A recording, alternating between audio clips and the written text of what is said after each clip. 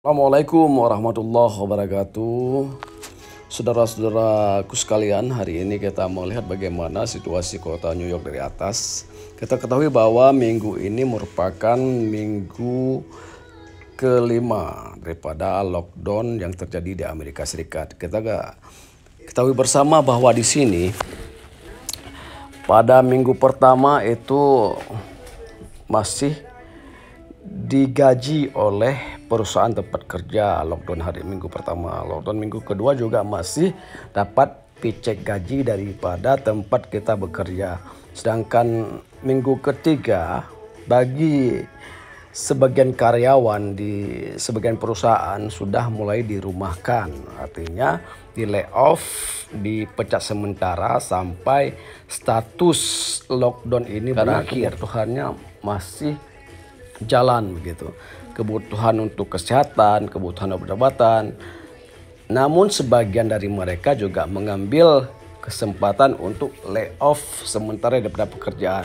Nanti sudah lewat masa tanggap darurat ini, mereka bisa kembali kepada pekerjaan yang mereka tinggalkan. Misalnya seperti kejadian di pabrik Apple, karyawan di layoff atas keinginan pribadi ya, dia kalau layoff atas keinginan pribadi untuk sementara sampai masa tanggap darurat berakhir, ini tidak dapat gaji dia. Tapi kalau dirumahkan sementara untuk minggu pertama, minggu kedua dapat paycheck gaji seperti kontrak yang kita tanda tangani.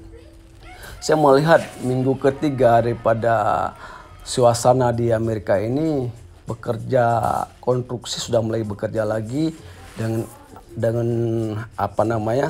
ada tempelan-tempelan peringatan COVID-19 di tempat mereka bekerja. Mereka bekerja misalnya dalam pengecoran jalan ataupun yang bagian mesin, bagian aspal, bagian itu jaraknya dibatasi dan pekerjaannya pun sepertinya hanya sampai jam 2 siang saja. Itu yang terjadi di samping rumah saya begitu. Nah, ada juga yang sebagian bekerja di truk yang membawa obat-obatan dan makanan-makanan. Mereka sampai sekarang tidak pernah libur dari minggu pertama lockdown sampai sekarang mereka belum lockdown sama sekali. Mereka masih bekerja seperti biasa, cuma kalau dulu jam kerjanya sampai 5 hari, sekarang sampai 3 hari saja. Nah, tempat pun sangat berisiko. Terkadang mereka membawa makanan ataupun membawa obat-obatan dari kota ke kota yang lain, ke kota yang memang tingkat risiko tertinggi, ke New York, misalnya ke New Jersey atau ke Los Angeles dari tempat mereka tinggal. Misalnya dari Harrisburg, sini mereka ke tempat-tempat yang lain begitu. Sebagian daripada kita ini memang memiliki peraturan yang berbeda-beda. Perusahaan-perusahaan yang bergerak di bidang storage ataupun store di bidang penjualan ini, mereka mengambil sebuah langkah maju dalam menanggapi masalah ini. Mereka layoff karyawannya pada minggu ketiga daripada minggu ketiga masuk minggu ketiga lockdown. Mereka sudah mulai menghentikan gaji bagi karyawannya, sebagian yang part time, karena ada 3 jenis tanda tangan kontrak yang dibuat di Amerika Serikat dari perusahaan dan dari pemerintah. Yang pertama ya full time, yang kedua tanda tangannya part time. Part time satu ini dia kerjanya dari Senin sampai Jumat 5 jam sehari ya, cuma 25 jam. Yang ketiga part time untuk pelajar, untuk mahasiswa ataupun untuk kita yang sekolah, kita juga diberi kesempatan tanda tangan dengan weekend 8 jam Sabtu, 8 jam Minggu. Dia punya 15 jam lah paling kurang minimal 15 jam untuk tanda tangan. Sedangkan kalau bekerja nanti kita libur sekolah, kita bisa meminta sampai 40 jam bisa. Tapi tanda tangan pertama tetap 15 jam. Part time 1, part time 2 dia memulai 25 jam, sedangkan full time 40 jam 1 minggu. Nah, mereka melay off, merumahkan para pekerjanya yang part time 1, part time 2, sedangkan yang full time mereka masih mempertahankan membayar gaji full sampai minggu ketiga ini. Ini menjadi sebuah momok juga. Nah, bayangkan aja ada karyawan 1.000 orang di perusahaan, misalnya di Costco misalnya. Mereka punya 1.000 orang, 300 orang dari full time, 300 dari part time 1, 300 part time 2. Dia mempensiunkan, merumahkan untuk minggu ketiga ini 600 orang. Satu perusahaan bisa merumahkan 600 orang. Sedangkan bayangkan berapa perusahaan yang ada di Amerika ini. Itu terjadi pengangguran yang sangat-sangat signifikan di sini. Bahkan 6 miliar orang hilang pekerjaan karena corona ini. Nah, disinilah pemerintah mengambil inisiatif untuk membantu para pekerja ataupun masyarakat yang kehilangan pekerjaan ini dengan syarat tertentu. Dan syarat-syarat tertentu dan kaedah-kaedah tertentu yang sudah diatur oleh pemerintah.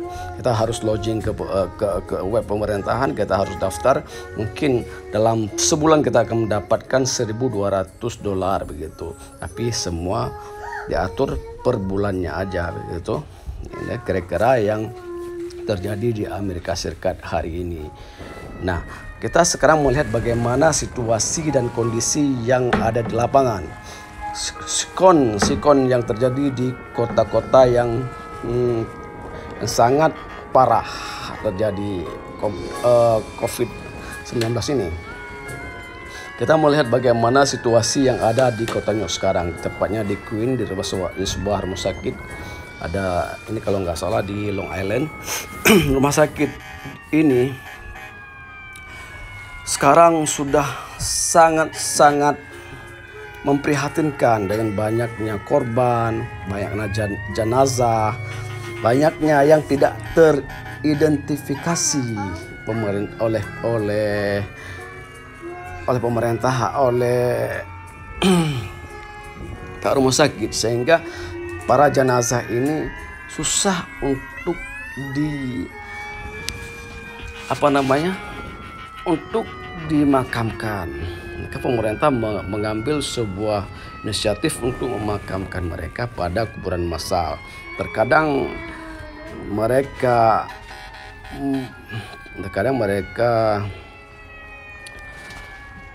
kita lihat sekarang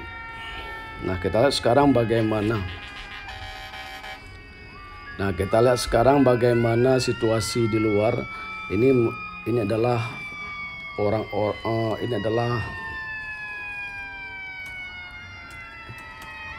kita lihat sekarang bagaimana situasi yang terjadi di luar gedung rumah sakit. Sini lagi dipagar semua. Masyarakat ada yang berdatangan untuk mengklaim jenazah. Masyarakat ada yang berdatangan untuk mengklaim jenazah keluarganya, karena bagi keluarga bisa mengambil jenazah daripada keluarganya untuk dimakamkan. Jadi sesuai dengan ketetapan yang telah diaturkan oleh pemerintah, oleh protokoler daripada corona. Nah, di sini kita bisa melihat bagaimana sibuknya di tengah wabah ini mengatur situasi jalan raya, mengatur situasi yang terjadi di lapangan. Belum lagi masyarakat harus lewat untuk membeli makanan. Belum lagi mereka yang meninggal tidak punya keluarga di sini. Ada lagi mereka yang memiliki keluarga tetapi tidak memiliki uang sama sekali. Kalau hari-hari biasa cuma 1 sampai 50 jenazah saja paling banyak gitu. Itu pun tergantung situasi dan kondisinya. Kebanyakan jenazah yang tidak diklaim itu disemayamkan sebentar di peti es, baru nanti dikuburkan. Saya weekend, dia tidak per weekend ya, per weekend dia bisa berminggu atau 1 minggu, atau hari Sabtu atau hari Minggu, 2 hari ini menjadi paling banyak 10-20 jenazah hari-hari biasa. Nah, kalau sekarang bukan weekend lagi, per hari bahkan. Dari Sunday sampai Monday, dari Monday sampai Sunday, itu bisa menguburkan jenazah 1 hari sampai 200 orang. Itu tanpa jati diri, tanpa klaim tertentu. Dia bukan tidak ada orang Islam yang mengklaim dia orang Islam, tidak ada keluarga yang mengklaim keluarga. Karena kita tahu di sini orang perantau ataupun mahasiswa di sini tinggal tidak memiliki keluarga, ya. Tidak memiliki keluarga, kadang cuma apartemen, kadang-kadang tinggal menyewa tempat orang lain. Itu kalau tidak ada yang klaim, dia akan